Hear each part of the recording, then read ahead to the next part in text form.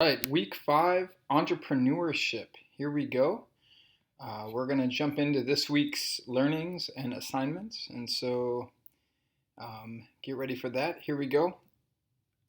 So it's week 5, and here is an agenda. I'll do a little bit of housekeeping. For those of you who were on in the class yesterday, this will be redundant. And then I'll get into what's due this week and kind of how to think about it. So housekeeping. Hey, just a reminder that when you're doing a project in my class, read the rubric, the instruction rubric, before you start the project, and then check in on that instruction rubric as you're working to make sure that you're hitting all the points um, and all the components of the project. It sucks to get at the very end, turn it all in, and then realize that you missed some aspect of it. And so that is just keep that in mind. Secondly, if you turn in a project and let's say that you missed one of the points, I will often email you or send a message to you saying, "Hey, you missed this point. Fix it and turn it back in, and your grade will go up." And so take advantage of that because oftentimes they're really small things, but it really makes a difference between, say, a 60 points and an 85 points. You can just bump your grade up really quickly by doing these small things. So keep that in mind. Lastly, journal entries. So last week I had you do a journal entry where you went out and solved a problem in the world. So one, you got to identify a problem in the world, and then two, you got to come up with a quick solution for it. Maybe not quick, maybe it's a brilliant solution, but regardless, you have to come up with a solution for it. These journal entries are completely separate from your main business project that we're doing. We're writing problem statements and going through a formal process for thinking of ideas and launching ideas. This is much more like, hey, we're just finding a bunch of problems out in the world and we're trying to solve them. Because remember, just like I say up here, entrepreneurs are prolific problem solvers. And so you need to be solving problems in your life, not one this semester, but wonder if we solve 10 problems this semester. And then wonder if you forecasted that forward in your life to the next 10 years. You would be solving hundreds of problems in your life, and some of those can be turned into businesses, hence entrepreneurship. So that's what this is all about, you guys. So long story short, when I give you a journal entry like this, it's you don't have to stick to the same problem. I don't even want you to stick to the same problem that you're doing with your bigger kind of research project or business launch project. Okay, so that's housekeeping. Now let's get into the bigger project that we're talking about, starting a business. Just to recap, so we're really trying to launch a business here. So take this seriously. Remember that I said that launching a business actually takes some money and time to do, and so that money is startup money. You have to buy inventory. You have to, um, you know, build, buy a domain for a website. You have to, blah blah blah. There's a bunch of startup costs associated with actually starting a business most of the time, and there's time, and you have to like all sorts of time stuff that is just going to take time to do. And so launching a business is fun, and that's what we're here for. But when you actually go about doing it, it's time and money. Now, we don't want to just launch a business with an idea. So you think of a business idea. So that's step one here. Think of a business idea, but we don't want to just jump into launching that business.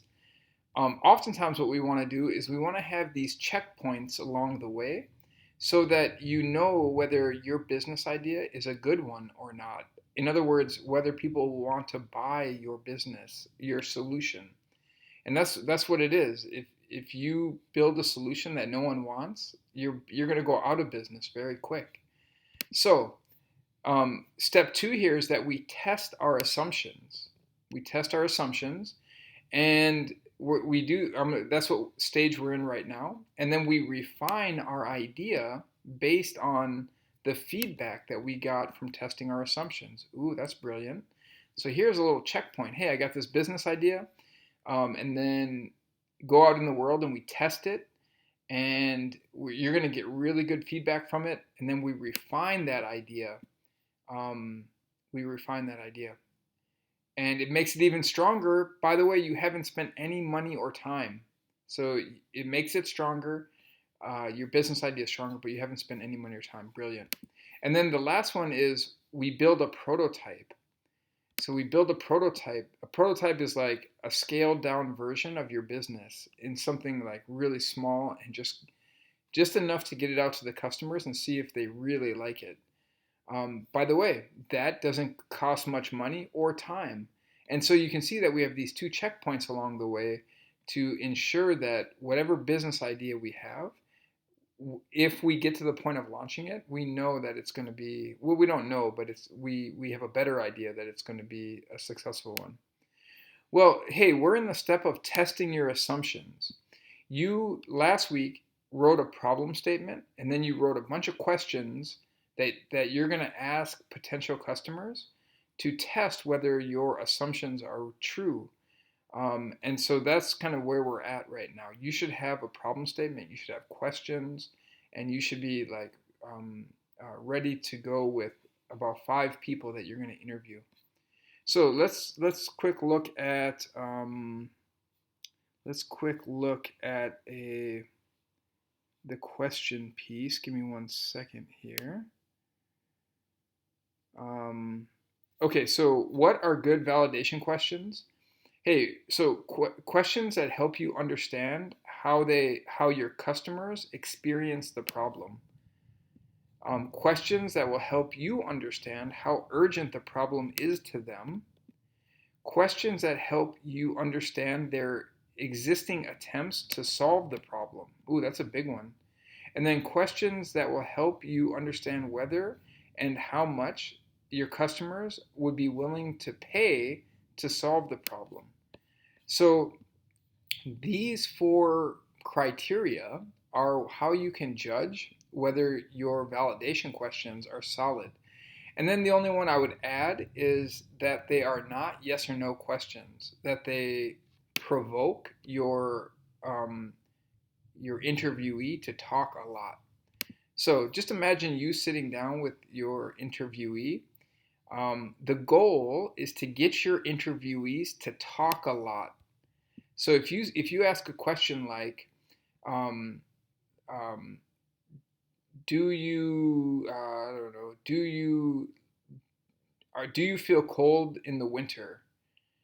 That's a yes or no question. You can already kind of hear the answer coming out of them. No, I don't feel cold in the winter.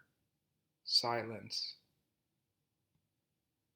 That's not what we want. We want to get your customers to talk a lot. Tell me about the last time that you were outside for a significant amount of time. Ooh, now they got to tell you a story, and you can kind of pick in on that story, and you can listen. And so we want your interviewees to talk a lot. We want to make sure that your interviews actually validate or falsify your assumptions. So if you have an assumption that people are outside a lot and feeling cold, man, you better test that. You better ask them questions that get at how much time they spend outside and how cold they get. And then I always say this: it's better to assume that you are wrong about your assumptions. Most of your assumptions will be wrong, and that's the brilliance of this process. And so you assume that they're wrong, and then go out and be fearless, validating those assumptions. This is a brilliant step. All right, and then in between interviews. So let's say that you have your first interview, and you kind of find that the question number 2 that you asked didn't really land well. Like the person didn't really understand it, they didn't respond well, blah blah blah. You can just tell that question number 2, for instance, was just a dud of a question. Well, guess what? Before you go into interview number 2, update that question, refine it, make it better so that when you interview the second person, it's going to be crisp. Like it's going to be a better question, so you're not just repeating a bad question. So that's my advice there. Your job this week, I have a where is it? Okay, so here it is right here. This is your rubric for the week. Notice that it's worth 100 points. I got 3 must-haves and 2 be brilliants. And so here they are right here. Student interviewed at least 5 people. So boom, I want to check that off for you. Now, I will say that try to avoid just interviewing people because they're close to you. Try to pick the right customers for this, potential customers. It's going to make all the difference. Okay, number 2, student validated the questions in their interview. So you have some assumptions. This actually say assumptions. So you have some assumptions in your problem statement, and we want to, use this interview to validate those. Student recorded their notes from each interview, and I'm actually going to do this right now in front of you. So I'm going to insert a table, and this will say interview number 1. And here's where you're going to take a summary of your notes here. So interview number 1. Where is that? There it is. So here's where you're going to, add your notes here. Let's see. Okay. Now, you're imagining what I can do here. I just go like this. Interview number 2, and etc. So this is where you're gonna kind of paste your notes when you're done with them. So those are the 3 must-haves here. Let's go for the be brilliance. I'm gonna zoom in here so we can see this a little bit better. Okay, so be brilliant. The first one, student updated their questions between interviews to make them better. And so if you can show me that, hey, I started off asking this question, it wasn't that great, so I revised that question. That's a be brilliant. You're being brilliant when you do that. After each interview, so here's the second one. After each interview, student reread the notes and summarized the main learnings. So you're gonna when the person is talking to you, you are going to be taking notes, whether on your computer, iPad, or with a pencil paper. And then after the interview, if you go back and reread those notes and summarize them into the main learnings, that's going to be another check mark there. Boom. And actually, let's do this. So we'll go below. This is raw notes, and then summary of interview. So here's where you're going to paste your raw notes, and then here's where if you go back and reread these and pull out like the top 5 things you learned, and then summarize it, this is where that will go. And so for interview 1, 2, 3, etc. Okay, so then we had a question about, hey, do we need to actually sit in front of a person physically to interview them? And the answer is no. You can do like a Google Meet situation, maybe even a phone call. So a phone call, Google Meet, those are totally acceptable as long as you're taking notes while you are interviewing them. What I'm saying is not acceptable is, for instance, an email, like communicating via email or text message or Facebook Messenger or WhatsApp, like that, like electronic text heavy form of interviewing. I'm saying that that's not going to be good. We want to be talking live to people, like like we do in class, where it's like me on one side of the computer, you on the other side of the computer or the phone, etc. But that's what we want. Okay, so that is that. Then the only other thing for this week is let's go into the folder and look at what week 5 has on store for us.